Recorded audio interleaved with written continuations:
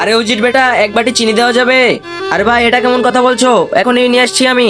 আরে ফাইজুল, মনসুর ভাই তো অনেক বড় লোক, গরিবের কাছ থেকে কেন চিনি চাচ্ছে? আরে ওনার ঘরে মনে হয় চিনি শেষ। আরে মনসুর ভাই তো আজকেই বাজার করছে, কিন্তু আমার কাছে কেন চিনি চাচ্ছে? না, আজকেই মনসুর ভাই আমার দোকান থেকে। মনসুর ভাই, আমি আপনার বাজার সব লিখে ফেলেছি, 5 মিনিটের ভেতর আপনার বাসায় পৌঁছে দিব। ঠিক আছে শাওন ভাই। এই নাও মনসুর ভাই। ধন্যবাদ। বুঝতে পারছি না এই গরিবের কাছে কেন চিনি চাচ্ছে। চল আয় জিজ্ঞেস করি। আর আগে দেখবো শয়তানকে হারিয়ে কে কে আল্লাহকে ভালোবাসো। যারা আল্লাহকে ভালোবাসো তারা ভিডিওটিতে লাইক করে চ্যানেলটি সাবস্ক্রাইব করে দাও, আর যারা শয়তানকে ভালোবাসো তাদের লাইক সাবস্ক্রাইব করার দরকার নেই, আর কমেন্টে আল্লাহু আকবার লিখে যাও। আরে আরে মনসুর ভাই, জি বলেন। আল্লাহর রহমতে আপনার কাছে সবকিছুই আছে। আজকে আপনি আমার দোকান থেকে 2 মাসের বাজার করেছেন, তাও এই গরিবের কাছে কেন চিনি চাচ্ছেন? আমি বলছি ভাই, সকালবেলা মনসুর ভাইয়ের কাছ থেকে দুধ আর এখন ডাল নিতে এসেছি, আমার তো আর সাহস হচ্ছে না। আমার মা আর ছোট বোন ক্ষুধার্ত, এখন আমি কি করব?